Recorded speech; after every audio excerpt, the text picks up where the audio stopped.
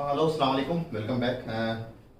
एक लॉग का टॉपिक रह गया था ना एपी के अंदर, जिसको मैं अलग से दे दे रहा हूँ ताकि कुछ बच्चे को सिर्फ लॉग एकदम चाहिए होता है तो उनको मैं फॉरवर्ड कर सकूँ, है ना। तो लॉग का पार्ट मैंने ज़्यादातर पहले तैयार करके रखा ताकि कम से कम टाइम में हम लोग उसको कवर कर सकें। तो लॉग से बच्चे घबराते हैं, उन्हें नया टॉपिक लगता है कि क्या है ये लॉग, सर लॉग ये बवाल क्या है। तो उसको घबराए नहीं आप, मेरे को हार्डली 5 मिनट दें, 5 मिनट सारी बातें समझ में आने लगेंगी आपको सब चीज़ें। तो जानते हैं लॉग क्या होता है। Log B to the base A है ना, जैसे कल को अगर ऐसे लिखा, लॉग को शॉर्ट में एलओजी लिखते हैं ना, log B to the base है। देखिए जी के एकदम सामने में लिखाएगा बी, और एग्जांपल देख लेते हैं ना, एग्जांपल के तौर पे मान लीजिए कल को मैंने ऐसे लिखा लॉग 100, तो एकदम सामने लिखाएगा 100 टू द बेस 10, उसको नीचे लिखना होता है। पढ़ते कैसे, लॉग 100 टू द बेस 10, अभी कुछ समझ में आएगा इसलिए मैंने लिख दिया। इसको पढ़ते हैं log B to the base A, ये जो नीचे लिखा वो बेस कहलाता है, इसको आर्गुमेंट कहते हैं ना, इसका लॉग निकालने किस वैल्यू का आपको लॉग चाहिए। तो ये एक नंबर होगा, ये हमेशा नंबर होगा जो कि इंडिकेट करेगा to the power to which the base must be raise. Power को किस the power to which the base को किस पावर में ले जाए कि हमें वो जो नंबर बी लिखा हुआ है वो हमें मिल जाए।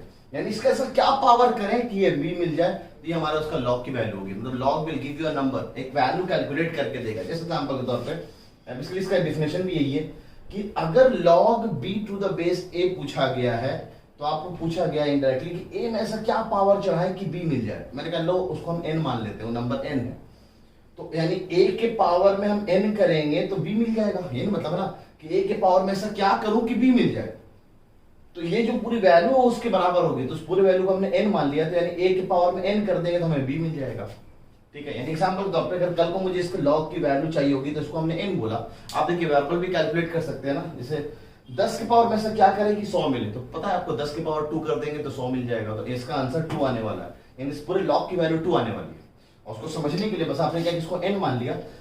डिफिनेशन के हिसाब से अगर आप समझना है तो उसको ऐसे समझिए, b को नीचे गिरा देंगे, a को उधर पावर में ले जाएंगे, और ये दोनों तरफ से ट्रू है। इसको हम लोग लॉगरिथमिक वर्जन कहते हैं, इसको एक्सपोनेंशियल वर्जन कहते हैं ना, एक्सपोनेंशियल फॉर्म और ये लॉगरिथमिक फॉर्म। क्योंकि मैंने ऑलरेडी पहले जब एक्सपोनेंट्स एंड पावर्स पढ़ा रहा था तो मैंने आपको बोला था एक्सपोनेंट्स एंड पावर की प्रॉपर्टीज अगर आपको क्लियर होगी तो लॉग समझ में बहुत अच्छे से आएगा। डेरिवेशन पे नहीं जाएंगे क्योंकि 11-12 का पार्ट आप नहीं पढ़ रहे, बस आपको प्रॉपर्टीज से मतलब है, और खासकर ये लॉग कैसे कैलकुलेट करते हैं वही मैं आपको सिखा रहा हूँ।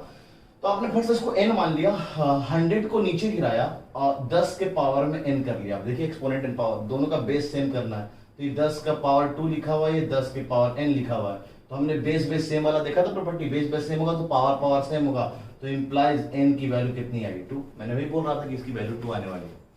एग्जाम्पल के तौर पे अगर और देखें हम लोग एग्जाम्पल कि सर मान लीजिए कल को आपने ऐसा बोल दिया सर log 1/5 दे रखा हो 25, तो कितना आएगा। फिर से हमने इसको n मान लिया। कैलकुलेट करने के लिए जो b वाला पार्ट होगा उसको नीचे गिरा देंगे, और जो यहाँ पे लिखा है उसको सबको यहाँ पावर में भेज देंगे, तो 1/5 के पावर में n। अब दोनों का बेस बराबर करना है ना, दोनों का बेस बराबर करना मतलब ये 5 के पावर 2 है, 5 के पावर -1 जाएगा, -1 इंटू n हो जाएगा। तो यहाँ से जब हम लोगों ने कैलकुलेट किया तो n की वैल्यू -2 निकल के आ रही है, मतलब लॉग की वैल्यू निगेटिव भी आ सकती है। क्या लॉग की वैल्यू सर फ्रैक्शन आ सकता है, देखते हैं बस लॉग की वैल्यू फ्रैक्शन आ सकती है क्या। एक और एग्जांपल देख लेते हैं, log टू द बेस 27 और 81 ले लेते हैं ना, log 81 टू द बेस 27 ऐसा बोलेंगे यहाँ पर ना, पढ़ेंगे तो इसको हम लोगों ने n माना।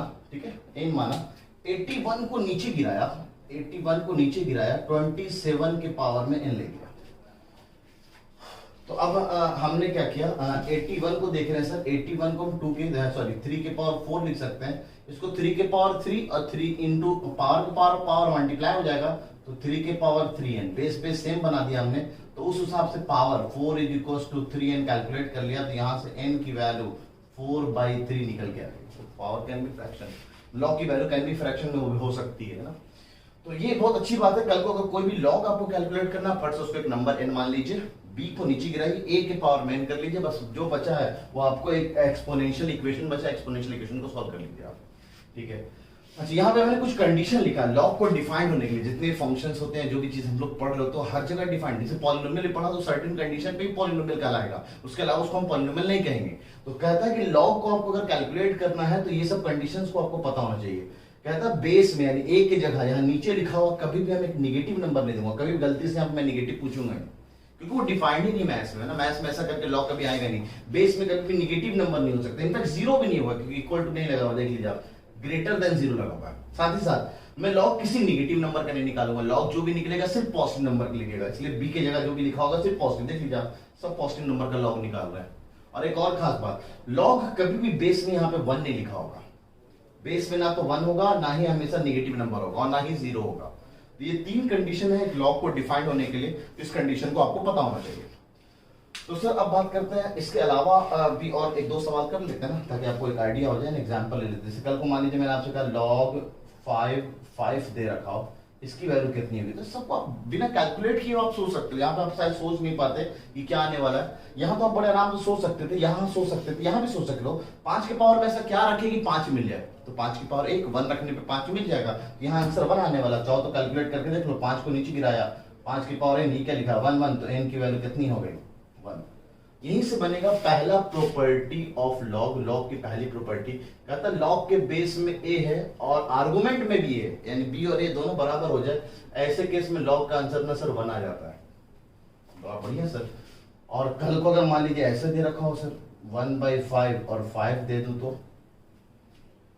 तो कहता है सर अगर ये दोनों एक दूसरे के रेसिप्रोकल हो जाए, रेसिप्रोकल ना बहुत गौर फरमाएंगे, जब दोनों एक दूसरे के रेसिप्रोकल होते हैं तो दोनों को सॉरी दोनों को प्रोडक्ट करने पे 1 है ना, दोनों को प्रोडक्ट करने पे 1, देख लीजिए प्रोडक्ट करने पे 1, या फिर आप ऐसे देख सकते हो, आप बेसिक से जाओ ना यार, 5 को नीचे गिराया 1/5 के पावर में n, और अच्छे से कैलकुलेट किया तो ये 5 की पावर 1 और ये 5 की पावर -1 इंटू n, तो -n, तो 5 के पावर में -n, तो यहां से n कैलकुलेट किया तो निकल के आया -1। यानी अगर नंबर दोनों एक दूसरे का रेसिप्रोकल हो, यानी प्रॉपर्टी नंबर 2, लॉग बेस में a है, यहां 1/a हो, या log 1/a यहां हो, यहां a हो, इसका रिजल्ट हमेशा -1। बहुत शानदार। तो कुछ एग्जाम्पल, सबका प्रूफ है, एक्सपोनेंट्स के हिसाब से आप इसको n मानोगे, नीचे गिराओगे, सबका प्रूफ मैं दे सकता हूं, लेकिन प्रूफ आप 10th लेवल में आपके कोई काम का नहीं है ना, फिलहाल सिर्फ रिजल्ट याद रखें, आपके लिए बहुत फायदेमंद होगा, है ना। प्रॉपर्टीज एक और है सर, प्रॉपर्टी नंबर 3, कल को मान लीजिए लॉग के बेस में a और यहाँ 1 लिखा हो, उसके एक एग्जांपल ले ही लेते हैं ना, लॉग के बेस में एग्जांपल एक और ले लेते हैं। लॉग के बेस में मान लीजिए यहाँ पे मैं 15 लिख दूं, और यहाँ पे मैं यहाँ 1 लिख दूं, और 10 ले लेते हैं ना, 10, इसको n बोला, 1 को नीचे गिराया, 10 के पावर में n। अब आप मेरे को बताइए 10 का ऐसा क्या पावर करें कि 1 मिल जाए, कोई सा भी ऐसा पावर करोगे 1 2 3 4 5 कभी 1 नहीं मिलने वाला, सिवाय एक वैल्यू के जो कि हमने पढ़ा था, एनीथिंग टू पावर 0 इज 1, यानी अगर 10 के पावर में 0 होगा तभी ये 1 आने वाला है। तो सिंपल है, ऐसे केस में n की जो वैल्यू आएगी वो 1 निकल के आएगी, सॉरी n की वैल्यू जो निकल के आएगी वो 0 निकल के आएगी ना। 10 के पावर में ऐसा क्या चढ़ाएं कि 1 मिल जाएगा, तो 0। तो एक बात समझ में आई, बेस में कुछ भी लिखा हो और अगर 1 की वैल्यू कैलकुलेट की जाए, 1 की value log 1 to the base anything, log 1 to the base anything, the result is always 0। तो कुछ ही एग्जांपल से हम लोग प्रॉपर्टीज सीख जाते हैं, कुछ एग्जांपल से मैंने आपको दिखा दिया कि लॉग को कैलकुलेट कैसे करते हैं ना। अगर आप बेसिक से जाएं तो आपको कैलकुलेशन की जरूरत नहीं है, अगर आपको सोच पाते, आपकी पारदृष्टि बहुत अच्छी है, तो सबसे बड़ा अच्छे से सोच लो, हाँ भाई इसका पावर अगर हम -2 करेंगे तो 25 मिल जाएगा, इसके पावर हम 4/3 करेंगे 27 के पावर में 4/3 तो हमें 81 मिल जाएगा। तो आप डायरेक्ट लॉग की वैल्यू कैलकुलेट कर लो, ज्यादा किडनी ना चलाएं तो फिर डायरेक्ट उसको n मान लो, n से इस फॉर्मूले को चला के आप कैलकुलेट कर सकते हो। अच्छा, ये दोनों तरफ से ट्रू, यहाँ से हम यहाँ भी जा सकते हैं, यहाँ से हम यहाँ भी जा सकते हैं, इस बात को हम लोग यूज भी करेंगे। मैं ये पूरा मेहनत उस एक सवाल के लिए कर रहा हूँ जो कि 2016 में एपी और लॉग को मिल के आया था, वो सवाल हम लोग देखेंगे, है ना। तो आते हैं प्रॉपर्टी नंबर 4 की तरफ, है ना। प्रॉपर्टी नंबर 4, अब कुछ नया नया प्रॉपर्टी, सर लॉग के बेस में m इंटू n हो जाए, बेस में a है और दो नंबर आर्गुमेंट मल्टीप्लीकेशन जा रहा है, तो कहते हैं इस दोनों को अपना अलग अलग करके लिख सकते हो, बेस वही रहेगा, चेंज नहीं होगा, ये m हो जाएगा, ये n हो जाएगा और बीच में प्लस आ जाएगा। एग्जांपल के तौर पे लगे तो एग्जांपल भी शॉर्ट में देख लेते हैं। लास्ट वाले बेस में 10 लिखा हुआ है और 6 लिखा हुआ है, तो हम 6 को 2 इंटू 3 लिख सकते हैं ना। लॉग के बेस में 10 2 इंटू 3, तो इसको कल को ऐसे लिखा जा सकता है, log base 10 2 log base 10 3, log 3 to the base 10 log 2 the base 10, ऐसे आप समझ सकते हैं। अच्छा, इस प्रॉपर्टी से पहले थोड़ा सा लॉग का टाइप्स देख ले तो ज्यादा फायदेमंद होगा हमारे लिए ना, ताकि बहुत सारी चीजें आपको समझने में और अच्छी आएगी। कहते हैं एक जनरल लॉग होता है, जहां पे कोई भी बेस डाल दो दैट इज जनरल लॉग, लेकिन उसके अलावा दो स्पेशल तरह के लॉग होते हैं, एक को हम लोग कहते हैं कॉमन लॉग, दूसरे को कहते हैं नेचुरल लॉग। कॉमन लॉग क्या है, जब भी लॉग के बेस में 10 होना तो उसको हम लोग कॉमन लॉग कहते हैं, यानी कल को अगर log b to the base 10 लिखा हो और अगले में मैं 10 ना भी लिखूं तो वो अंडरस्टूड माना जाता है कि बेस में अगर कुछ नहीं लिखा हुआ है तो बेस में 10 है। याद रखेंगे, बेस में अगर कुछ नहीं लिखा तो बेस 10 है, यानी वो कॉमन लॉग के बारे में बात किया जा रहा है। जैसे कल को अगर मैं इसको लिखना चाहता तो मैं डायरेक्ट इसको log 2 प्लस log 3 लिख देता तो कोई एतराज नहीं है, ये अंडरस्टूड है कि बेस में 10 लिखा।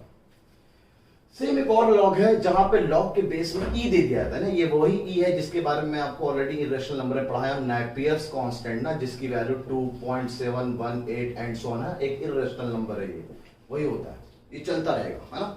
ये ई के बारे में है, इसका पूरा डिफिनेशन है क्लास 11 में, आप ई पे बस याद रखें कि ये भी एक इरेशनल नंबर है। अगर बेस में ई है तो उसको हम लोग ln लिख देते हैं, ln है ना, ln b।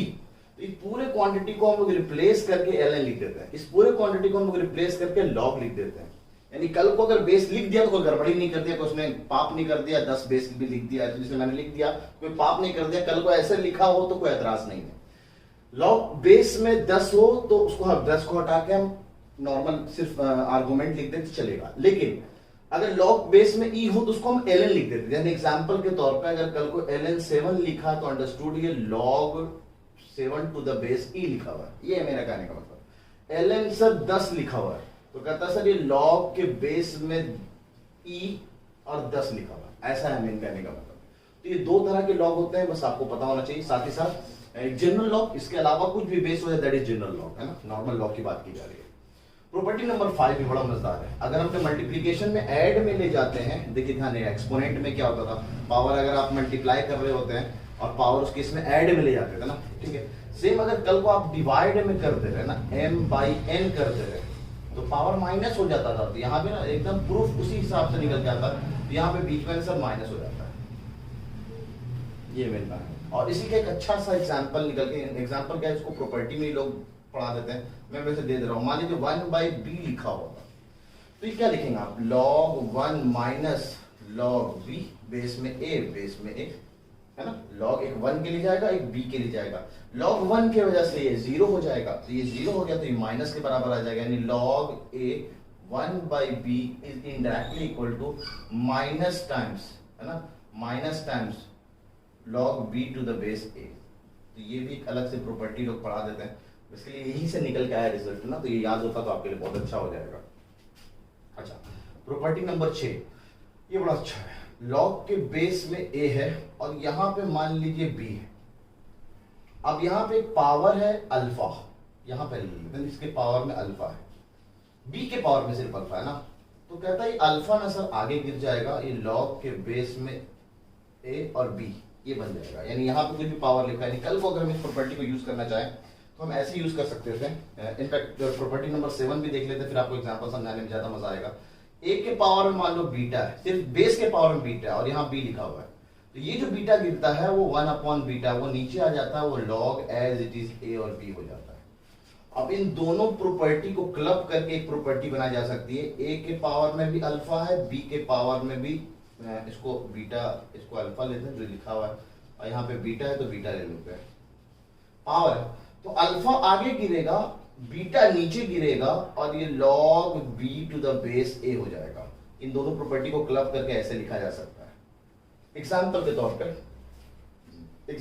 पर, यहां ले लेते हैं एग्जांपल, log के बेस में मान लीजिए मैंने आपको एक सवाल दिया था 27 और 81 वाला, है ना, log 81 टू द बेस 27, तो बहुत शानदार है सवाल। आप देखिए दोनों को दिख रहा है आपको, दोनों को हम 3 के पावर में लिख सकते हैं, तो ये 3 के पावर 4 लिखा है, log 3 के पावर 4, और ये लिखा है 3 के पावर 3, ठीक है। अब ये पावर जो है वो आगे गिर जाएगा और ये जो पावर है 3 वो आगे गिर जाएगा नीचे, और बाकी जो बचा वो एज इट इज। अब log 3 to the base 3, log a to the base a, ये हमेशा 1 होता, तो ये 1, तो आंसर 4/3 एक बार में आ गया। तो जो वैल्यू को आप कैलकुलेट करने के लिए 4 लाइन यूज करते, एक लाइन में कैलकुलेट कर सकते थे आप, अगर आपको ये प्रॉपर्टी पता होती तो, ठीक है। एक और प्रॉपर्टी तो 10 ने 13 14 है, मैं आपको सिर्फ काम वाले आपको दे रहा हूं, जो आपके लेवल में 10th लेवल तक में आपको पता होना चाहिए था। प्रॉपर्टी नंबर 8 भी है, जिसको हम लोग बेस चेंजिंग प्रॉपर्टी कहते हैं, बहुत खास प्रॉपर्टी है, बेस चेंजिंग प्रॉपर्टी। ये क्या बवाल है सर? बेस चेंजिंग प्रॉपर्टी में बेसिकली होता है क्या, मान लीजिए log b to the base a है, कल को आप इसका कोई एक बेस b को एक अलग बेस दे दो और सेम बेस a को दे दो, यानी कोई फर्क नहीं पड़ेगा, किसी भी log को आप इस अलग अलग बेस में लिख सकते हो। सबका अपना प्रूफ है, बस बेसिकली मैं आपको रूल याद करा रहा हूँ, प्रॉपर्टी याद करा रहा हूँ एग्जाम्पल समझने के लिए। जैसे मान लीजिए कल को लॉग का ये 81 वाला ही सवाल लेते, 81 और 27, इसको ऐसे भी किया जा सकता था। ये दिख रहा है मेरे को 3 का पावर में जा सकता है, ये भी 3 के पावर में जा सकता है, तो ऊपर वाले को भी 3 के पावर में दे दिया और नीचे वाले को भी 3 के बेस में दे दिया ना, ऊपर भी 3 के बेस में, नीचे भी 3 के बेस में। अब ये 3 के पावर 4, तो ये 4 आगे गिर गया, और ये 3 के पावर 3, तो 3 आगे गिर गया। और ये क्या लिखा है, log 3 3, और ये क्या लिखा है log 3 3 है ना, log 3 to the base 3, cancel है, बेसिकली 1 1 लिखा हुआ, तो आंसर 4/3। तो कल को अगर कोई वैल्यू ऐसा भी है लॉग जो आप अपने लेवल में कैलकुलेट नहीं कर सकते, आप हर लॉग की वैल्यू अभी तक नहीं बता सकते। जैसे कल को मैं बोलूं log 5 to the base 2, आप कैलकुलेट करके दिखा दो, 2 का कोई भी पावर आप 5 तक नहीं पहुंच पाओगे आप अपने लेवल में। इसलिए एक पूरा लॉग टेबल दिया जाता है जहां पे हम लोग सब वैल्यू को कैलकुलेट कर सकते हैं। तो आप 10th लेवल तक में आपको वैसे यूपी बोर्ड में तो मैंने देखा है कि वो लोग लॉग चार्ट लॉग टेबल देखना सिखा देते हैं, लेकिन आपको जरूरत नहीं है, आप यहाँ ध्यान ना दें। इनफैक्ट आईटी तक में भी जाकर आपको लॉग टेबल देखने की जरूरत नहीं है। 11 12 तक में भी हम लोग लॉग टेबल, हाँ शायद केमिस्ट्री का टीचर आपको दिखा दे लॉग टेबल को यूज करना, लेकिन कोई जरूरत नहीं पड़ता। जो भी लॉग की वैल्यू, जैसे log 2 5 की अगर जरूरत पड़ जाए, log 5 to the base 2, उसकी वैल्यू ऑलरेडी आपको आईटी लिख के दे देगा कि बेटा इसकी वैल्यू ये होती है। तो इसलिए बस आप घबराएंगे नहीं, जो वैल्यू आपको कैलकुलेट कर सकते हैं उसी पे ही सिर्फ सवाल दिया जाएगा। हर लॉग की वैल्यू आप अपने लेवल में कैलकुलेट नहीं कर पाओगे। जैसे कल को मतलब log 15 to the base 10, बताइए 10 के पावर ऐसा क्या करेगी 15 मिल जाए, आप कैलकुलेट नहीं कर पाओगे अपने लेवल में फिलहाल, ठीक है। अब एक और लास्ट प्रॉपर्टी जिसको मैं यूज करूंगा ना, आप ये समझ सकते हैं, एक प्रॉपर्टी नंबर 9, ये इक्वलिटी प्रॉपर्टी ना, इक्वलिटी से लॉग के बेस में ए और दूसरे में भी लॉग के बेस में ए ही लिखा हुआ ए, और यहाँ लेकिन एक्स है और यहाँ वाई, और ये सब कंडीशन फुलफिल कर रहा है। देखिए सारी बातें ट्रू तभी होंगी जब ये सारे कंडीशन को फुलफिल कर रहा होगा, है ना। तो हम कह रहे हैं अगर बेस दोनों सेम है तो आर्गुमेंट भी सेम होगा, तो सिंपल x = y हो जाएगा, सही है, सिंपल। कल को अगर मान लीजिए आपको लिखा लॉग के बेस में 3x और लॉग के बेस में 3y, तो सिंपल बात है, अगर बेस सेम है तो ये दोनों को सेम, लॉग की वैल्यू दोनों की अगर सेम कैलकुलेट हो रही है तो यहाँ पे जो x लिखा होगा और यहाँ पे जो y लिखा होगा दोनों को सेम होना पड़ेगा, तो x = y, है ना। तो ये टोटल 9 प्रॉपर्टी, तो 3 अच्छी प्रॉपर्टीज भी हैं, वो भी जरा देख ही लेते हैं ना। लॉग के बेस में a और b, log b to the base a है, अगर मैं इसका रेसिप्रोकल कर दूं तो बेस नीचे आ जाएगा और सॉरी आर्गुमेंट नीचे आ जाएगा, बेस ऊपर आ जाएगा, यानी ये चीज लॉग में वैलिड। अगर आपको भरोसा नहीं तो आप एक एग्जांपल लेके कैलकुलेट कर लीजिए। जैसे log 25 5, इसकी वैल्यू 2 आई, तो log 5 और 25 लेंगे तो इसकी वैल्यू 1/2 आएगी, यानी इन दोनों को अगर हम मल्टीप्लाई करेंगे तो 1 आएगा। यानी देखिए ये दोनों एक दूसरे के रेसिप्रोकल लिखे गए हैं, सच में दिख रहा है। तो यहाँ से एक और अच्छी प्रॉपर्टी आप कैलकुलेट कर सकते हैं, अगर इन दोनों को हम क्रॉस मल्टीप्लाई कर देना, log ba और log a to the base b, ये हमेशा रिजल्ट 1 देगा। कुछ लोग इसको ऐसे भी मल्टीप्लिकेशन प्रॉपर्टी के हिसाब से लिख सकते हैं, यानी इसका और एक अगर एक्सटेंडेड वर्जन अगर आपको देखना तो ऐसे समझ सकते हैं आप, log बेस में a b, log बेस में b c, log बेस में c d, log बेस में d e, ऐसा चलता जाए, और log बेस में x y अगर लिखा हो तो कहते हैं सारे log ना ये b और b, बेस चेंजिंग प्रॉपर्टी से बेसिकली इसका प्रूफ है। अब base changing property log b upon log a, सबका बेस में 10 10 मान लीजिए आप, ये क्या लिखा हुआ है log c upon log b, ये क्या लिखा हुआ है log d upon log c, and so on, ये क्या लिखा है log y upon log x। उस हिसाब से देखिए गया ये गया ये गया, यहाँ वाला इसको लेके चला जाएगा तो ये इनडायरेक्टली बचेगा log y to the base log a, सबके बेस में 10 दे दिया ना। अब इसको हम बेस चेंजिंग प्रॉपर्टी को उल्टे से हम ऐसा लिख सकते हैं log y to the base a, यानी इस पूरे को हम सिंप्लीफाई करके ऐसे लिख सकते हैं log y to the base a। तो इसी का एक एक्सटेंडेड वर्जन प्रॉपर्टी है, या फिर इसको बेसिकली ऐसे याद रखो तो ज्यादा अच्छा है।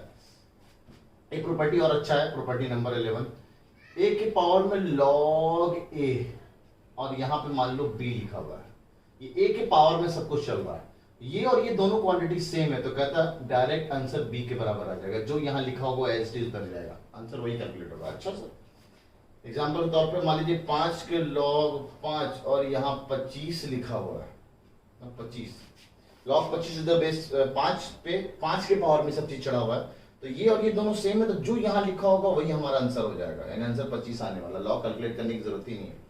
यानी कल को अगर ऐसा सवाल भी आ जाए log यहाँ पे 3 और 7, इसका लॉग हम कैलकुलेट भी नहीं कर सकते हैं, लेकिन इस प्रॉपर्टी से हम इतना बता सकते हैं ये 3 है, ये 3 है, तो जो भी आंसर आने वाला वो 7 ही निकल के आने वाला है। हाँ, लेकिन यहाँ तो हम वेरीफाई कर सकते हैं कि सच में बात सही कही जा रही है कि नहीं कही जा रही है। इसका वैल्यू 2 आएगा ना, 5 का स्क्वायर करेंगे तो 25 मिल जाएगा, तो ये 2 है, और 5 का यहाँ पे इंडायरेक्टली 2 लिखा हुआ है, 5 का स्क्वायर कितना होगा 25, एकदम सही आंसर आएगा। ठीक है, यहाँ पे आप अभी वेरीफाई नहीं कर सकते हो, तो ये बहुत खास प्रॉपर्टी है, 11 12 में बहुत काम आता है ना, 11 12 की लास्ट प्रॉपर्टी, इसलिए मैंने छोड़ के रखा था, लेकिन मैंने कहा यार 3 प्रॉपर्टी बचा है, क्यों है आपको वो भी बढ़ा दूंगा ना। एक और इसी से मिलता जुलता सबका प्रूफ है अपने में ना, बेस चेनिंग प्रॉपर्टी से निकल के आता है। इसका भी एक और अच्छा है कि लॉग ए है, लॉग के बेस में यहाँ पे बी है, और यहाँ पे मान लो एक्स है, ये तीनों अपने में अलग अलग है मान लो, तो कहता है इस एक्स को और इस ए को हम इंटरचेंज कर सकते हैं, ये यहाँ आ जाएगा, यहाँ आ जाएगा, कोई फर्क नहीं पड़ेगा। तो ये एक्स को यहाँ ले आया और ये बी ही रहा, और ए को यहाँ भेज दिया, तो कोई चेंज नहीं पड़ेगा, एकदम हम ऐसे लिख सकते हैं। अब इससे फायदा, कल को मान लीजिए आप ऐसा लिखा था 7 और लॉग बेस में यहाँ पे लिखा हुआ था 49 और यहाँ पे लिखा हुआ था मान लो 5। अब हम कैलकुलेट करने जाए इसकी वैल्यू, तो 49 और 5 के टर्म्स में तो हम लिख ही नहीं सकते चीजों को, लेकिन अगर हम 5 को यहाँ भेज दिया और 7 को यहाँ भेज दिया तो हमारा काम हो सकता है सर। 5 को यहाँ भेज दिया, 7 को यहाँ भेज दिया, 49 एंड 5 से एक्सचेंज कर दिया, तो इस प्रॉपर्टी से हम इसको ऐसे लिख सकते हैं। अब हम इसको कैलकुलेट कर सकते हैं, ये 1/2 लिखा हुआ है ना, या -2 लिखा हुआ है, सॉरी, ये दिस वैल्यू इज -2, तो इसको हम कैलकुलेट किए तो ये -2 ना, 49 के पावर -2 रखेंगे, चाहो तो आप कैलकुलेट कर ही लो ना, साइड में अगर कैलकुलेट करना है इसको, तो log 7 49 को हमने n माना, 7 को नीचे गिराया, 49 के पावर n, 7 के पावर 2n, दिस इज 7 के पावर 1, तो n की वैल्यू 1/2 निकल के आ रही है, हाँ 1/2 निकल के आ रही है, तो n को 1/2, असल में अगर इसका स्क्वायर रूट लेंगे तो 7 आ जाएगा, तो n की वैल्यू यहाँ 1/2, यानी ये जो भी लिखा है वो 1/2 के बराबर है, तो दिस इज 5 के पावर में 1/2, 5 के पावर 1/2 यानी √5, यानी इस सवाल का जो आंसर होता वो √5 आता। तो ये बहुत अच्छा प्रॉपर्टी है, प्रॉपर्टी नंबर 12, तो इसको भी आप उस प्रॉपर्टी के लिस्ट में फर्दर ऐड कर लें, और वीडियो को पॉज करके, ये करीबन मैंने 10 सवाल मानेंगे, अलग अलग 10 सवाल है, और ये वही सवाल जो एमयू में आया हुआ है लास्ट ईयर, 2016 में आया हुआ सवाल है। इस सवाल के लिए मैं पूरा लॉग का मेहनत करा रहा हूँ आपके लिए, तो वीडियो को पॉज करके ये सब प्रॉपर्टीज उतार लीजिए, उसके बाद करते हैं सवाल।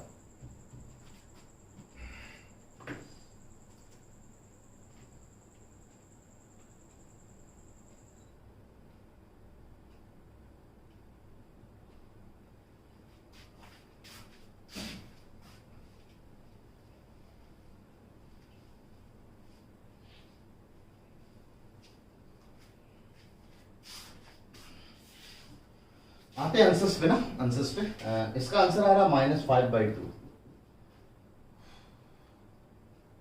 इसका आंसर आ रहा होगा 6, इसका आंसर आ रहा होगा -1, इसका आंसर आ रहा होगा -1, इसका आंसर आ रहा होगा 0, इसका आंसर आ रहा होगा 5/4 शायद ना, 5/4 देख लेते हैं एक बार, 5/4, इसका -4/3, इसका आंसर 0 आ रहा होगा, और इसका आंसर जो आ रहा है वो 2 log n आ रहा है, इसका आंसर -log n पे जाके खत्म हो रहा है, और ये इसी प्रॉपर्टी से मिलके आया होगा सवाल। ठीक है, इसका जो आंसर है वो 625 निकल के आ रहा है, और ये आंसर इसका सी है। ठीक है, तो शुरू करते हैं सवाल के साथ, कि देखते हैं, इसको उतार लिया होगा आप लोगों ने, है ना। क्वेश्चन नंबर 1 में ना, क्वेश्चन नंबर 1 में फर्स्ट पार्ट में 9√3 को 1/3 के टर्म्स में लिखना है, तो बस 9√3 को इधर देखा, 1/3 के पावर में n ले गए, और ये 9 को हम लिख सकते हैं 3 × 3, और ये 3 को लिख सकते हैं 3 के पावर में हाफ, और इसको लिख सकते हैं 3 के पावर -1, तो ये -n, तो ये इनडायरेक्टली 3 1 + 1 + 1 5/2 लिखा हुआ है, तो ये 5/2 3 के पावर में, 3 के पावर में -n, तो n की वैल्यू -5/2 एकदम सही निकला। क्वेश्चन नंबर सेकंड में अगर आप देखेंगे तो ये तो आसान है इस तरह से ना, 32 को नीचे गिराया, 16 के पावर में n कर दिया, 2 के पावर में 5 लिखा हुआ है, 2 के पावर में 4, 4 × n, 4n को हम कैलकुलेट कर लिए, यहाँ से n कैलकुलेट कर लिया, तो 5/4। थर्ड वाला पार्ट में अगर हम देखेंगे, हाँ यहाँ पर आपको 728 का प्राइम फैक्टराइज करना पड़ेगा, उसके बाद पेयर बन के तब जाके आपका 6 आएगा, तो इसका कैलकुलेशन आप कर लीजिएगा प्राइम फैक्टराइजेशन वाला। ये वाला सवाल भी आपका आसान है ना, फिर से log 625 को इधर छोड़ा, 1/125 के पावर में n, ये 5 के पावर 4 लिखा हुआ है, 5 के पावर 3 ऊपर गया तो -3, तो 5 के पावर -3 है, तो एकदम आंसर सही है -4/3। हाँ, क्वेश्चन नंबर 5, ये थोड़ा अच्छा पार्ट है।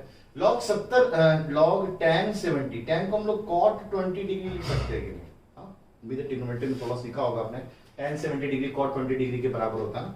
और यहाँ पे नीचे क्या लिखा हुआ है, tan का 20 डिग्री, और tan 20 डिग्री और cot 20 डिग्री, cot 20 डिग्री और tan 20 डिग्री दोनों एक दूसरे के रेसिप्रोकल होते हैं, है ना, दोनों एक दूसरे के रेसिप्रोकल, तो रिजल्ट तो -1 आने वाला है, खत्म।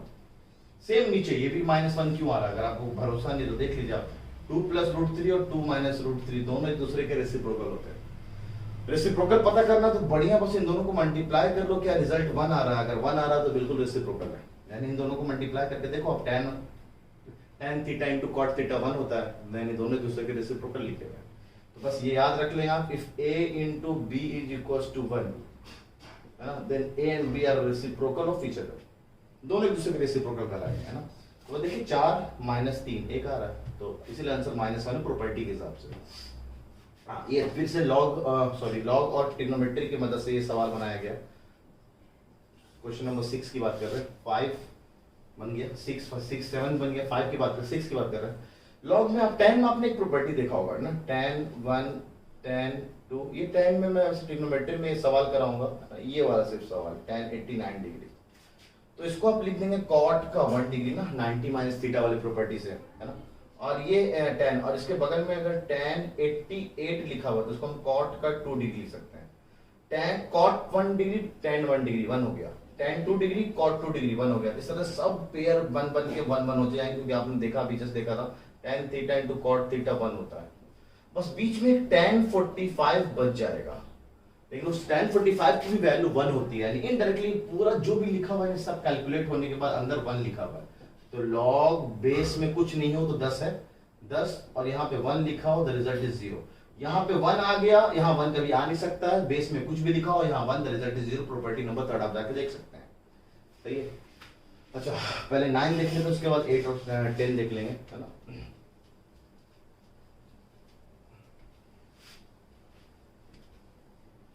9 क्या करता है, 9 कहता है कि सिर्फ 0.9 बार, देखिए बेसिक और प्रॉपर्टीज को, है ना, नंबर सिस्टम वाला पार्ट और लॉग को कैसे मर्ज किया गया है। 0.9 बार को हमने x माना, और शायद आपको ट्रिक बता चुका हूं, तो ट्रिक से कैलकुलेट कर, 9 पर 9 लिखा है, और नीचे क्या लिखा है, कितने बार रिपीटेशन जा रहा है, एक बार, तो एक बार 9 आएगा, 9 9 कैंसिल, तो रिजल्ट 1 लिखा है, यानी ये इनडायरेक्टली क्या लिखा है, लॉग बेस में 10 1, द रिजल्ट इज 0। ठीक है, इतना आसान है, बस आपको कन्वर्ट करना था p/q फॉर्म में। ये वाला सवाल करते हैं ना, सबके लॉग के बेस में सब 10 10 10 10 लिखा है, कुछ नहीं लिखा तो 10 लिखा है, पहले इसको सिंप्लीफाई कर लेते हैं ना, हम लोग 8वां नंबर रिजल्ट कर रहे हैं। तो ये log 2 मेरे वाले तरीके से 2 - 1 1/2 लिखा हुआ है।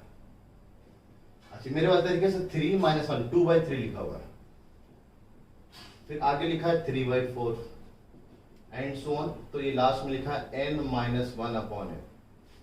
अब बेस सब सेम है, बीच में एडिशन है, तो सब अपने मल्टीप्लाई हो जाएगा, उल्टा है ना, उल्टा यूज कर रहे हैं हम लोग प्रॉपर्टी मल्टीप्लिकेशन प्रॉपर्टी को, प्रॉपर्टी नंबर 4 को, तो ये ऐड होगा तो ये सब अपने में मल्टीप्लाई हो जाएंगे, सिर्फ 2 के लिए नहीं, वो 3 4 5 6 सबके लिए वैलिड है। इन दोनों को आप मल्टीप्लिकेशन, फिर उसको इससे मल्टीप्लिकेशन, तो इससे बढ़िया डायरेक्ट आप इसको ऐसे लिख सकते हो, log 1/2 2/3 3/4 and so on n - 1/n।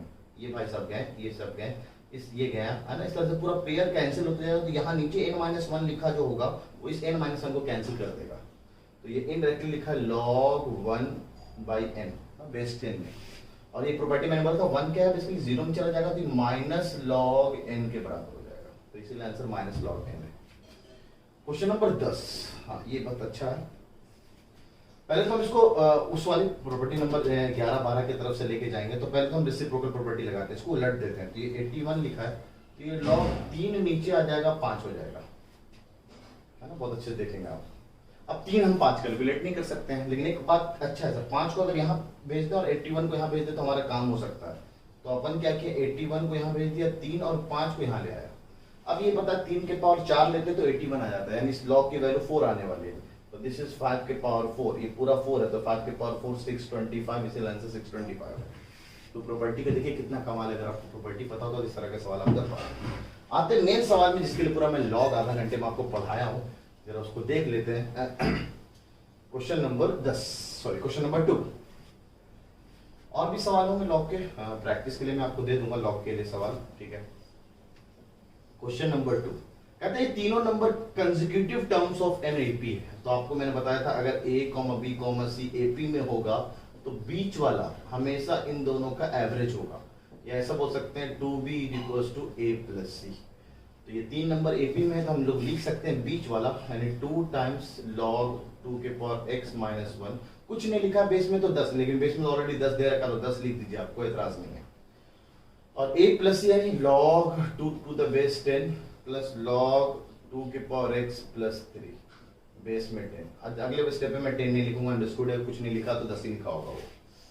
अच्छा, अब एक प्रॉपर्टी हमने देखा कि ये आगे अगर गिरा है पावर तो इसको हम यहाँ पे भेज सकते हैं इसके पावर, क्योंकि यहाँ से जो पावर होता था तो वो आगे गिर जाता था ना, तो ये पावर को हम उल्टा यहाँ पे भेज सकते हैं, है ना। हम लोग लास्ट प्रॉपर्टी नंबर 9 की तरफ जाने की कोशिश कर रहे हैं, इसके लिए बेस दोनों का सेम कर रहे हैं तो 2 x - 1 का स्क्वायर लिखा, और इसमें एडिशन प्रॉपर्टी चला दी, दोनों का बेस है तो ये मल्टीप्लाई में चला जाएगा, तो ये दोनों पावर जो आर्गुमेंट है मल्टीप्लाई में चला जाएगा, तो लॉग के बेस में 10 2 × 2 x + 3।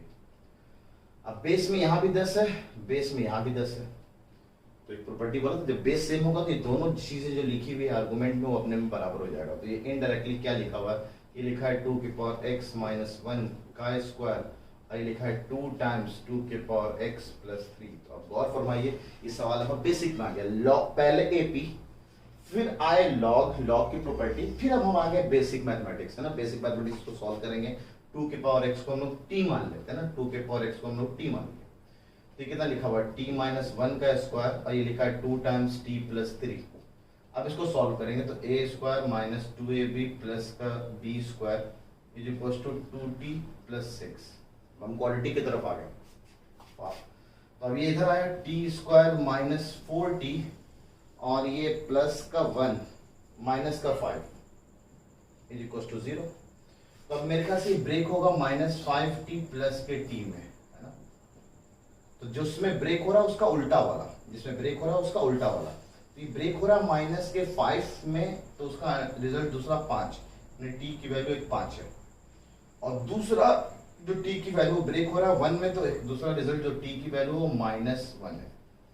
अब जो हमने t माना था उसको हम लोग लिख लेते हैं। हमने t माना था 2 x को, 2 x को हमने t माना था, 2 x की वैल्यू 5 आएगी और 2 x की वैल्यू -1 आएगी।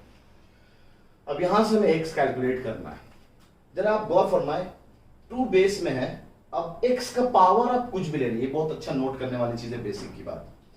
x कोई भी आप रियल नंबर ले, है ना, x belongs to real number, कभी भी बेस में अगर आप पॉजिटिव नंबर लिखे हो या जीरो तो ले नहीं सकते बेस में अगर आप पॉजिटिव नंबर लिखे हो या निगेटिव नंबर लिखे हो, उसके पावर में, है ना, पावर में से निगेटिव अगर लिखा हो तब तो कह सकते हैं, लेकिन अगर बेस में पॉजिटिव नंबर अगर लिखा हुआ हो और उसके पावर में कोई भी रियल नंबर लो, कभी भी आंसर निगेटिव नहीं आने वाला है, कभी भी आंसर निगेटिव नहीं आने वाला। तो यहां से x का कोई भी आंसर नहीं आएगा, तो फाई है ना, नल सेट, यहां से कोई आंसर नहीं है ना।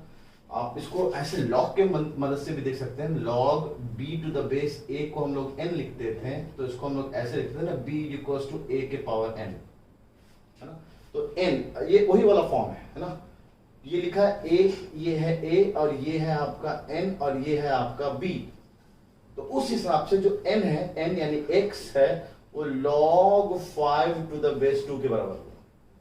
उस हिसाब से अगर हम यहां कैलकुलेट करें तो ये है हमारा a, ये है हमारा n और ये है हमारा b। अभी आपको पता चल जाएगा लॉग के लिए कंडीशन जो है उसके हिसाब से। तो ये लिखा है सर x, n की जगह पे x, log बेस में आएगा 2 और b की जगह आएगा -1। अब जरा यहां ध्यान दीजिए, क्या b कभी निगेटिव हो सकता है? मैंने बोला था b is always greater than 0, b हमेशा पॉजिटिव, किसी भी लॉग हम जिस भी नंबर का निकालेंगे वो नंबर कभी निगेटिव में नहीं होगा, तो हमेशा सिर्फ पॉजिटिव नंबर का लॉग निकाल सकते हैं। यानी ये चीज आपने लिखा वो नॉट डिफाइंड है ना, मैथ में ये चीज नॉट डिफाइंड, मैथ में आप ये लॉग निकाल ही नहीं सकते हो आप। तो ये क्लियर, तो इसलिए यहाँ पे मैंने वो एक बेसिक वाली चीज से भी आपको रिकॉल करा दिया और ऐसे भी रिकॉल करा दिया। अच्छा, अब यहाँ से अगर हम बात करें तो x की वैल्यू log 5⁵2 निकल के आई, देन x की वैल्यू क्या है, log 5⁵2, ये इसका आंसर सी हो गया। तो यहाँ तक आप उतार लीजिए, इसमें से जो कुछ भी आपको उतारना होगा ना, अच्छा पार्ट है, मैंने वीडियो को पॉज करके आप उतार लीजिए, ठीक है।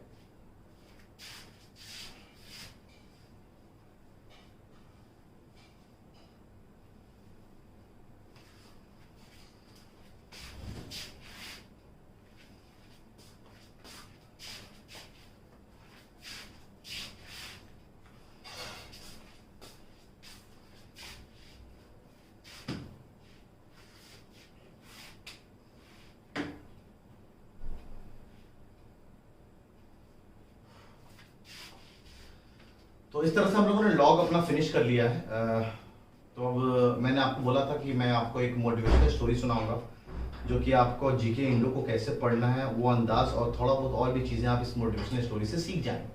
थोड़ा लेंदी है, टाइम लगेगा, 10-15 मिनट लग सकता है इस स्टोरी में, है ना, लेकिन बहुत सारी चीज़ें आप सीखेंगे ना। तो शुरू करते हैं। बचपन में आपने एक बहुत अच्छी स्टोरी सुनी होगी, टॉर्टोइज और रैबिट, है ना, टॉर्टोइज कछुए और खरगोश वाली कहानी है ना, शायद याद होगा आपको, है ना, कि खरगोश और कछुए में रेस होता है और रेस कौन जीतता है, तो कछुआ जीतता है। क्यों जीतता है?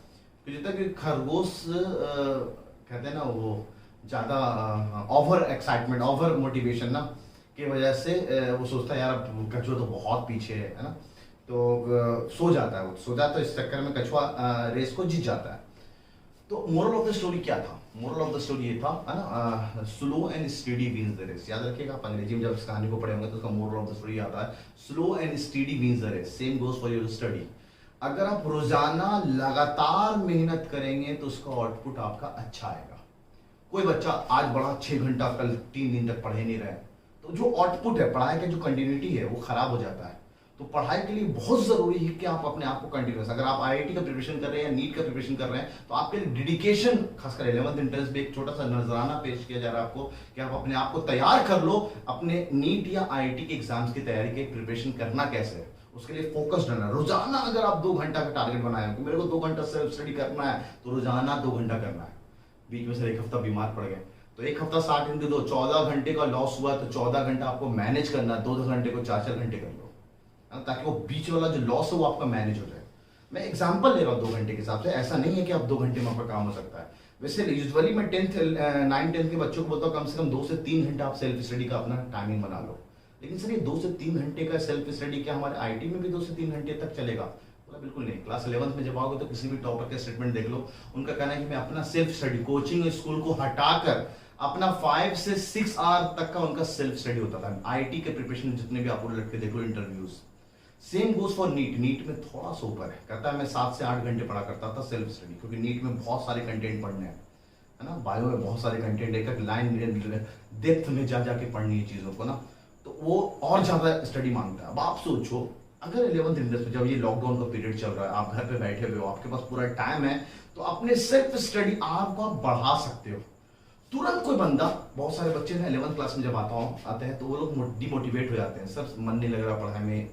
बहुत सारे कॉल आते हैं मेरे पास, खासकर 11th में कि सर समझ में नहीं आ रहा कैसे मैनेज करें। खासकर इंटरनल बच्चे जो एमई में इंटरनल हो जाते हैं, उनके पास टाइम मैनेज करो, पढ़ना है 5 से 6 घंटे, तभी वो पूरे क्लास में जो पढ़ाया जा रहा है 2-2 घंटे तो हर सब्जेक्ट को देना है, फिजिक्स केमिस्ट्री मैथ, सेम 2-2 घंटे फिजिक्स केमिस्ट्री बायोलॉजी, 6 घंटे थी, और कुछ एक्स्ट्रा तो आप पढ़ोगे यार। नीट में कुछ डिफरेंट करना, कि नीट में बहुत सारे बच्चे नीट की प्रिपरेशन कर रहे हैं, तो बच्चे बहुत कमेंट करते हैं कि सर समझ में नहीं आ रहा है कि यार टाइम मैनेज करो, कैसे टाइम मैनेज करो। तो मैं आपको अभी से कर रहा हूँ, आपको पता है कि आगे जाके 11th-12th में आपको इतना पढ़ना है, तो अभी 11th एंट्रेंस के प्रिपरेशन में अगर इतना पढ़ने लगो तो आपके लिए बहुत फायदेमंद होगा।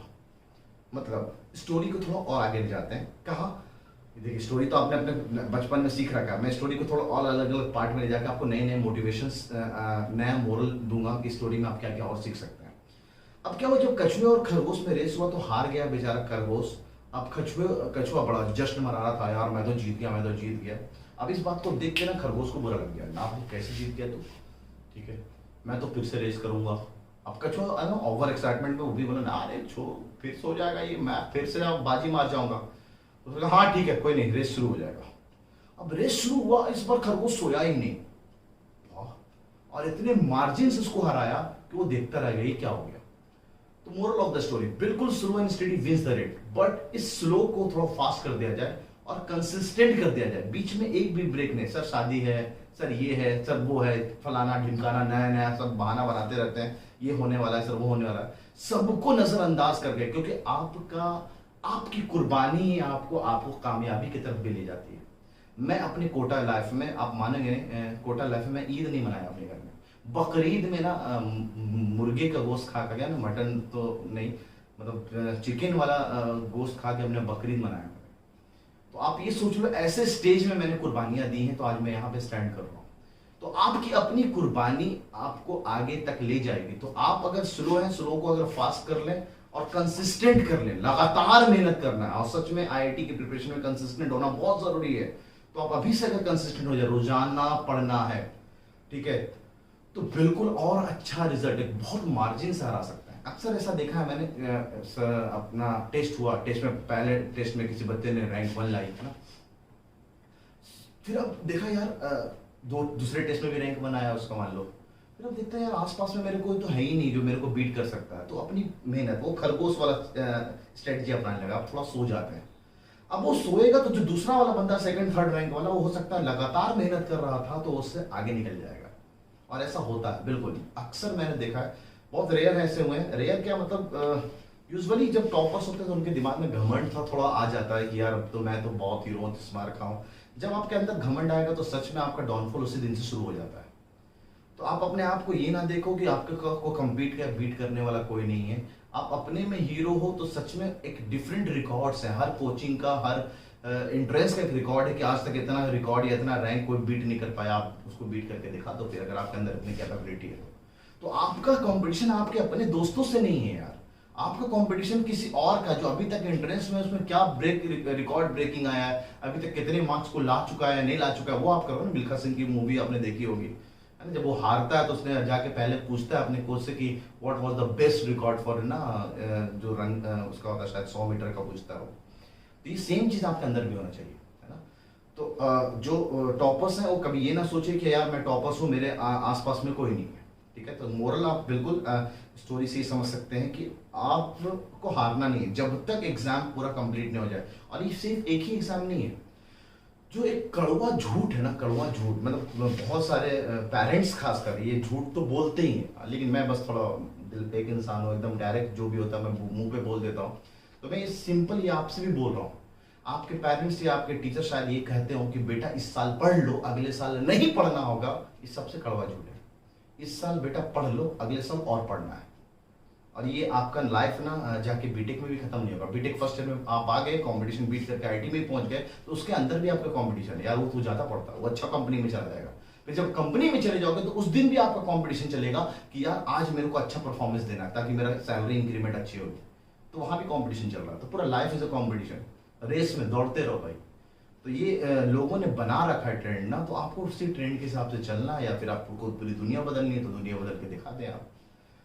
तो सिंपल, आपको सिंपल मैं बोल रहा हूं, आप आज जितना पढ़ रहे हो कल उससे ज्यादा पढ़ना है आपको। तो उसके लिए पहले अगर अपने आप को तैयार नहीं करोगे तो सच में दुनिया के रेस में सबसे पीछे हो जाओगे। तो अब स्टोरी को और आगे ले जाते हैं ना, क्योंकि मुझे जो चीज पे जाना है, फोकस करना है, वो अब दो मोरल ऑफ द स्टोरी, दो पार्ट और है जिसको मैं आपको फोकस करना चाह रहा हूं। रेस और आगे हुआ दोनों में। अब क्या हुआ, अब तो खरगोश जीत गया था, अब कछुआ को बुरा लग गया, यार ये कैसे जीत गया, नहीं नहीं ऐसा नहीं होना चाहिए। अब खरगोश खुशी बना रहा था ना कि यार मैं तो जीत गया, मैं तो जीत गया, अब ये तो मेरे को कभी नहीं हरा सकता, मैं सोऊंगा ही नहीं, है ना, ब्रेक लेना ही नहीं है, पढ़ाई में ब्रेक लेना ही नहीं है।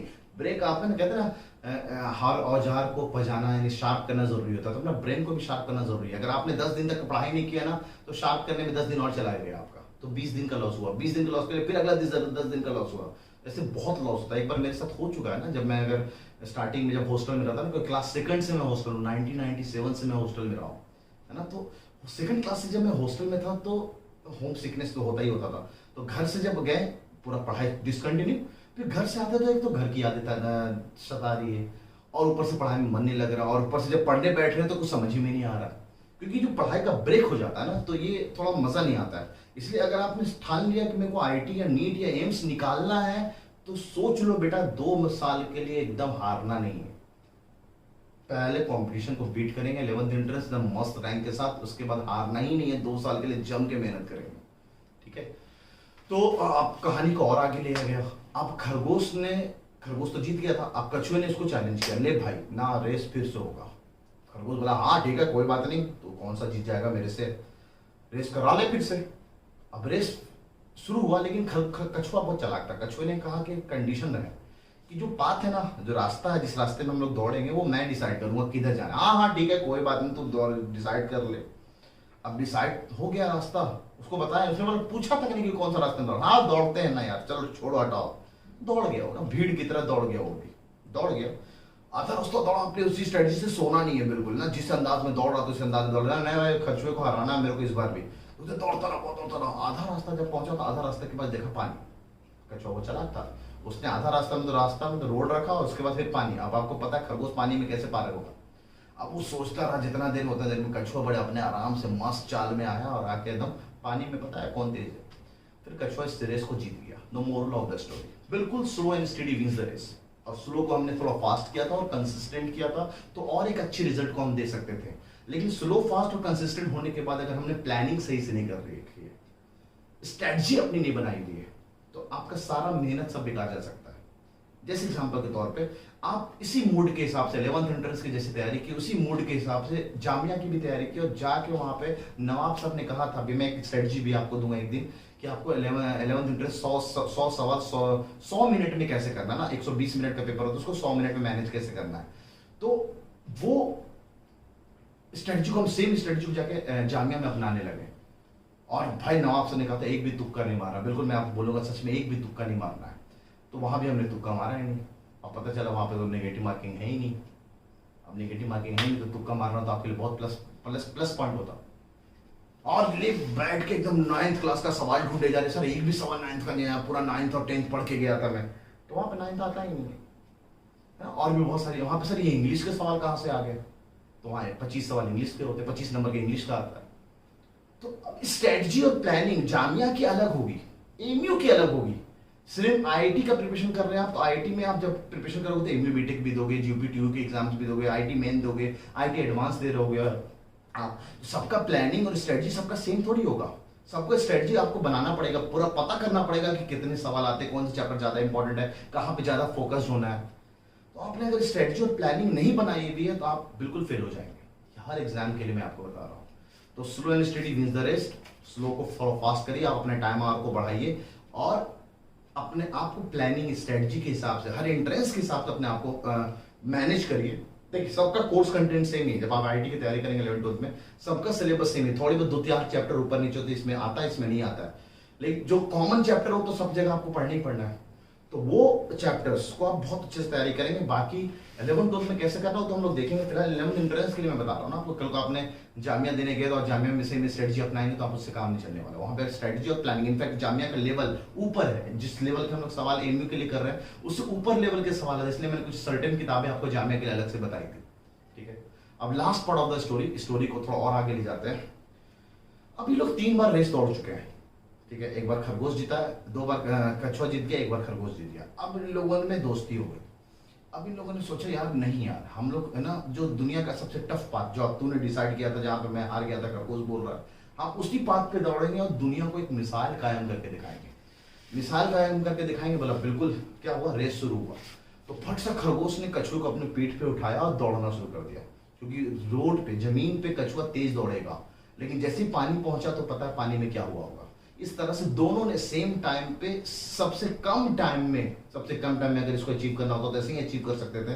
दोनों ने रेस को जीता एक साथ। The moral of the story, slow and study wins the race. बिल्कुल स्लो को कंसिस्टेंट के साथ फास्ट में फास्ट पूरी प्लानिंग सब कर लिया, लेकिन इस चीज पे अगर आपने फोकस नहीं किया भाई, शायद तब भी आप मार खा सकते हो। खासकर मैंने ऐसा देखा है, जिस बंदे की मैथ अच्छी होती है ना, उसकी बायो कमजोर होती है, या जिसकी बायो अच्छी होती है उसकी मैथ कमजोर होती है। और अगर मैथ वाला जिसकी मैथ अच्छी हो तो दोस्ती भी किससे करता है, तो मैथ वाले से जाके दोस्ती करता है। उसका दोस्त फ्रेंड सर्कल जितने भी होंगे मोस्टली लोग सब मैथ वाले होंगे। और सेम बायो वाले के साथ, कि बायो वाला जो भी दोस्त होगा जिसकी बायो अच्छी होगी, सब फ्रेंड सर्कल बायो वाले होंगे। तो सोचो ना, सब गड्ढे में हो, सबकी मैथ खराब है, तो मैथ 30 सवाल तो गया ऐसे ही आपका मैनेज खराब। 10 सवाल भी करके आ जाओगे तो मैनेज तो नहीं होने वाला है, रैंक अच्छी तो नहीं आने वाली है। तो कहना ये चाह रहा हूं मैं कि दोस्ती यारी करें आप, तो दोस्ती यारी को कैसे करो। खाली तफरी के लिए दोस्ती यारी है भाई, ढाबे में बैठ के चाय पीने के लिए दोस्ती यारी होती है, या चीजों को डिस्कस करना है। आपका अगर मैथ कमजोर है तो दोस्ती यारी करो ना एक ऐसे बायो वाले के साथ, कि भाई तू मेरे को बायो पढ़ा, मैं तेरे को मैथ पढ़ाता हूँ। बहुत कम बच्चे ऐसे होते हैं जिनका दोनों अच्छा होता है। जिनका दोनों अच्छा होता है वो टॉपर्स होते हैं। और देख लीजिए अपने स्कूल के टॉपर्स देख लीजिए, उनका सब कुछ अच्छा होता है तभी वो टॉप कर रहे हैं। और जितने भी टॉपर आप उठा के लीजिए, सब कुछ उनका अच्छा होता है तभी वो टॉप कर रहे हैं। तो अपने इंटरेस्ट को ही अपना पैशन बना के, वो मैथ बहुत अच्छा लगता है इसलिए मैं आईटी की प्रिपरेशन कर रहा हूँ सर, मेरे को बायो अच्छा लगता है, बायो मजा आता है सर, तो वो बायो का प्रिपरेशन, तो वो नीट का प्रिपरेशन इसलिए कर रहे होते हैं। तो टॉपर्स के लिए बिल्कुल दिक्कत ही नहीं है कि उनको कौन सा सब्जेक्ट या कौन सा चीज वीक है, उनका सब कुछ अच्छा होता है। तो आप एवरेज में, तो आपके अंदर ये कमी जरूर होगी। अगर आप बायो को फील ज्यादा करो, पसंद ज्यादा करो, तो आपका मैथ कमजोर होगा। तो दोस्ती करो मैथ वाले के साथ ताकि आपका एक फायदा हो। अब इस दोस्ती वाली बात को मैं सिखाने के लिए आपको ये बताता हूँ कि जीके और इंडो को पढ़ना कहाँ से और कैसे पढ़ना। उम्मीद है आप इंट्रोडक्टरी लेक्चर देखा होगा, जहाँ पे मैंने बताया था जीके में 6 पोर्शन से आते हैं सवाल, और इंडो इस्लामी का भी मैंने टॉपिक आपको बताया था, इंडो इस्लामी के कौन कौन से टॉपिक से आते हैं। अब इसको बताने के लिए इसको तैयारी कैसे करना है जीके और इंडो को, आप 2 स्ट्रेटजी अपना सकते हैं जीके और इंडो को तैयारी करने के लिए। पहला कि मार्केट में एक किताब बहुत फेमस है आजकल, ट्रू गाइड करके एक किताब आती है ना, उसका लिंक शायद आपको बूस्टर के साथ में मिल जाएगा। आपको ट्रू गाइड करके आती है, वैसे नाज गाइड भी एक अच्छी किताब है ना, बहुत पुरानी किताब है, लेकिन आप ज़्यादातर ट्रू गाइड चल रहा है। तो ट्रू गाइड में आप जाके देखेंगे तो जैसे आपने एक टॉपिक है सर सैयद अहमद खां, अब सर सैयद अहमद खां को आपने पढ़ा, पूरे अच्छे से पढ़ा, ठीक है। पढ़ना ऐसे नहीं कि बैठ के याद करना है, आप एक बार पूरी थ्योरी को सर बस लाइन टू लाइन ऐसे पढ़ते हैं, हाँ ये होता है ये होता है ये होता है, और उसके बाद जाके आप 50 करीबन सवाल दे रखे होंगे, आप सवाल को ऐसे ही करना शुरू करो। हाँ भाई सर सैयद अहमद खां का जन्मदिन कब हुआ, सब वफात कब हुई, फिर अब्बा का नाम क्या था, दादा का नाम क्या था, अब दादा का नाम याद ही नहीं आ रहा, क्या पढ़ा, देखना नहीं है कि क्या है दादा का नाम, बस आपको तुक्का मारना है, ऐसे तुक्का मारो कि हाँ सर ये लगता है मेरे को ना, इस हिसाब से आप पूरा 50 सवाल को आपने अटेम्प्ट कर लिया। आप अटेम्प्ट कर लेने के बाद आप उसको आंसर को उसी वक्त मिलाओ, हाँ एकदम सही है, हाँ ये सही है ये सही है, और यार दादा का नाम ये नहीं है ना, ऑप्शन ए नहीं ऑप्शन डी है, अब ऑप्शन डी को आप पढ़ोगे क्या है सही नाम, इस तरह से पूरा उसी वक्त चेक करो। और जो चेक किया पेंसिल से मार्क करने का ना, पेंसिल से मार्क करने का, जैसे आपने चेक किया उसको फिर से मिटा लो, 2 दिन बाद उसको फिर से करो, देखना जैसे चौथा सवाल में आओगे ना तो दादा का नाम में अपने आप को डी पे जाके टिक हो जाएगा, यानी आपको दादा का नाम अपने आप याद हो गया होगा। और ये आपको अगर भरोसा है तो आप जाके देख लो, कोई भी एग्जाम आप दे रहे हो, आप मान लीजिए 11th इंटरेंस का मैंने एक पेपर दिया, अभी टेस्ट होने वाला है, टेस्ट दिया आपने, वही सेम टेस्ट मैंने 2 दिन बाद दे दिया, लो भाई इधर इसको करके दिखाओ, आप 50 से 60 सवाल का आंसर अगर आपने सही किया होगा उस दिन सॉल्व, तो आराम से आप ऐसे टिक करोगे, उसको दोबारा सॉल्व करने नहीं जाओगे, बिकॉज आपको आंसर तक याद हो जाता है जब आप कंसर्न होकर इस चीज को पढ़ रहे होते हैं। तो इसको एक ऑब्जेक्टिव वे कहते हैं आंसर को याद करने का, आपको याद करना है, तो विंडोज इस्लामिक जीके में याद करने वाली बहुत सारी चीजें हैं, तो उसको याद बहुत अच्छे से करेंगे आप, ठीक है। तो एक अंदाज तो ये है। दूसरा अंदाज दोस्ती को यूज करना है आपको, अपने फ्रेंड सर्कल को यूज कर सकते हैं। मान लीजिए बुक्स एंड ऑथर के 1 सवाल या 2 सवाल आते हैं, तो बुक्स एंड ऑथर के एक सर्टेन लिस्ट है, भाई 50 बुक्स एंड ऑथर याद करना, इसी में से कोई ना कोई आ जाएगा, ठीक है। अब उस 50 में से आपने बोला दोस्त तू आज 10 याद करके आ, मैं 10 याद करके आता हूँ, और तू भी 10 याद करके आ, 3 दोस्त अगर आप लोग, तीनों ने 10-10 याद करके आया अच्छे से एकदम, और बाकी जो 20 बचा है ना, 50 में से आज का टारगेट 30 का हिस्सा वाला याद करने का, या 5-5 बना लो अपना, जिस हिसाब से बनाना चाहो तो बना लो आप, 10-10-10। अब इसने 10 तो एकदम अच्छे से याद किया हुआ है, बाकी 20 को बस देख के आया है, जो बाकी दोस्तों को याद करना था सिर्फ देख के, हाँ ये होता है, याद नहीं किया हुआ है। अब लोग फ्री टाइम में बैठे हुए, कोटा में मैंने ऐसे बहुत सारे बच्चे देखे जो अपने फ्री टाइम को भी ऐसे यूटिलाइज, खाना खा रहे हैं लोग डिस्कस करते हैं सवालों को, यार उस सवाल में क्या हुआ, पैकेज उस सवाल में बन नहीं रहा, यार कैसे करेंगे, ये कॉन्सेप्ट है जो समझ में नहीं आया, सर ने कैसे समझाया था, ये होता है वहाँ पे जाके फील। ये अलीगढ़ में भी मैंने देखा, अलीगढ़ के हॉस्टल में भी बच्चे बहुत सारे कंसर्न होकर अपने फ्री टाइम में भी चीज़ों को डिस्कस कर रहे होते हैं। तो जब अब क्या हुआ, जब मान लीजिए ये बैठा है फ्री, अपना सवाल पूछेगा, भाई बता इसका ऑथर क्या है, जिसको याद होगा वो बताएगा, नहीं याद होगा तो ये इसको बताएगा, ये जब बताएगा तो इसका और अच्छा हो जाएगा, इसका वो वाला सवाल याद हो जाएगा, अच्छा हाँ ऐसा होता है। कहते हैं चीज़ों को अगर स्टोरी के हिसाब से याद किया जाए कि भाई ये बुक उस दिन ऐसे दौर में लिखा गया था, थोड़ा बहुत अगर आपको इंटरेस्ट हो हिस्ट्री वगैरह में तो आप थोड़ा बहुत यूट्यूब वगैरह सर्च मारते हो या फिर गूगल में सर्च मारते हो, तो आपको थोड़ा इंटरेस्ट लगता है उस चीज़ों में, है ना, तो थोड़ा चीज़ों को याद करने में और आसानी हो जाती है। अब क्या हुआ, ये बंदा 10 याद था, 20 इस लोगों ने पूछ के उसको और 20 याद करा दिया, और इसका जो अपना 10 था वो और अच्छा हो गया। कहते हैं मैथ इससे भी इस तरह से इंप्रूव कर सकते हैं, मैथ जितना दूसरों को बताओगे उतना आपकी अच्छी होगी। तो पूछने वाला तो आप जितना ज्यादा बार पूछेंगे उतना हम सीखेंगे, उतना हमारा याद होगा, तो जितना बार बार हम पूछेंगे उतना हमारा बार बार याद होगा, ठीक है। तो अपने दोस्तों से इस तरह से आप याद कर सकते हैं। तो दूसरा स्ट्रेटजी मेरे को ज्यादा अच्छा लगता है, ठीक है। अब इन दोनों में जो भी आपको अच्छा लगे उसको अपनाएं। ज्यादातर मेरे को फर्स्ट वाला ज्यादा अच्छा लगता है कि आप खुद से किसी पे डिपेंडेंट ना होने, अगर खुद से अगर आप करना चाहते हैं तो खुद से बैठ के जो बुक बता रहा हूं उस बुक को कंसल्ट करके एकदम विकट सवाल लगा लो। जीके के लिए किताब आती है अरिहंत की, 30 रुपए की किताब होती है ना, जैसे अरिहंत 2020 चल रहा है ना, तो अरिहंत 2021 करके किताब आई हुई, 30 रुपए की किताब होगी हार्डली। उसमें मोस्टली कंटेंट जो बनाया है उन लोगों ने हमारे एमयू 11th मोस्टली पार्ट आप सिलेबस में देख लो कौन कौन, बहुत मोटी किताब, मोटी नहीं इतनी मोटी किताब है, आप उसमें जाके देख लो जो जो हमारा काम का वो हम लोग टॉपिक पढ़ लेंगे, है ना। करंट अफेयर्स का पार्ट पूरा बना के दे दे, 2 सवाल करंट अफेयर्स का आता है आपका, तो पूरा बना के दे दे, उसमें जो काम का करंट अफेयर्स वो अपना पढ़ लीजिए आप। अब सवाल आता है, सवाल आता है कि कितना टाइम दे सर जीके और इंडो को रोजाना। देखिए अभी आपका कोचिंग चल नहीं रहा, घर बैठे बैठे आप हो सकता है जीके इंडो को दिन रात पढ़ रहे होंगे, मैं कहता हूँ हार्डली आधा घंटे से ज्यादा देना ही नहीं जीके विंडो को। क्यों सर, क्यों? जिस बंदे का मैथ और साइंस पूरा अच्छे से तैयार हो गया, तो मैं तो कहूंगा 2 से 3 घंटा तो आप जीके इंडो को, ताकि अब आपका मेन फोकस आपका जीके और इंडो होना चाहिए। लेकिन जिस बंदे का मैथ और साइंस तैयार ही नहीं हुआ और जीके इंडो को 2 से 3 घंटा दे रहा, तो अपना टाइम बर्बाद कर रहा होगा। क्योंकि ये 20 सवाल कैसे आएंगे, हो सकता है इंडो के सवाल तो आपको मैनेज हो जाए, लेकिन जीके का 10 सवाल कैसा होगा ये आपको पता ही नहीं, तो आपकी पूरी मेहनत बेकार हो जाएगी अगर 10 सवाल में एक भी सवाल नहीं बनेंगे। तो इसको मैं हमेशा बोनस में बोलता हूँ कि आप इसको बोनस लेके चलो। टॉपर्स भी इसको बोनस में लेके चलते हैं कि यार आया तो ठीक, नहीं आया तो कोई बात नहीं, लेकिन टॉपर्स का ऑलमोस्ट मैथ और साइंस तैयार होता है, तो जीके इंडो में लोग टाइम दे रहे होते हैं ना। बहुत सारे बच्चे मेरे को पहले से मिलते हैं, जब 9 10 की तैयारी कर रहे होते हैं फाउंडेशन, उसी वक्त बोलते हैं सर जीके इंडो कहाँ से पढ़ना हो मेरे को बता दीजिए। तो उनको भी मैं यही चीज बताता हूँ कि जीके इंडो को इस अंदाज में यहाँ से पढ़ो और 20 से 25 मिनट रोजाना देते रहो, देखो कैसे अपने आप चीजें याद होते रहेंगी। क्योंकि अगर आपका मैथ साइंस तैयार नहीं हुआ, जहां पे 80 सवाल फिक्स है, यहीं से आना है, तो यार ये 10 सवाल का तो कोई फिक्स ही नहीं। इंडो का तो थोड़ा फिक्स हो जाता है, उस किताबों से आ जाती है एसटी सवाल, ठीक है, लेकिन जीके का कहाँ फिक्स है। तो इसलिए मैं सजेस्ट करूंगा आप हार्डली आधा घंटे से ज्यादा जीके इंडो को ना दे, जिसका तैयारी नहीं हुआ है मैथ और साइंस का। पूरा मैथ साइंस, बहुत सारे बच्चे से बात हुई हमारी, वो कह रहे हैं सर हमारा मैथ साइंस तो एकदम तैयार है अच्छे से, तो ठीक है बढ़िया है, आप जीके इंडो में अपना टाइम वेस्ट नहीं, टाइम दें आप, ताकि आप आपका और रिजल्ट अच्छा, क्योंकि आपका बोनस है। 80 सवाल में अगर आपने 75 सवाल अगर आपने सही कर लिया, और इधर अगर आपने 10 सवाल भी उठा लिए, 10 सवाल 85 मार्क्स करेक्ट, आपका टॉप 10 में रैंक रखा हुआ है इंशाल्लाह, ठीक है। तो इतना कर लो, बहुत बल्ले बल्ले है। तो आज इतने रखते हैं, है ना। आपको बेसिक नंबर सिस्टम का डिस्कशन का शीट भी अभी मिल जाएगा, है ना, डिस्कशन कर दूंगा मैं, ठीक है।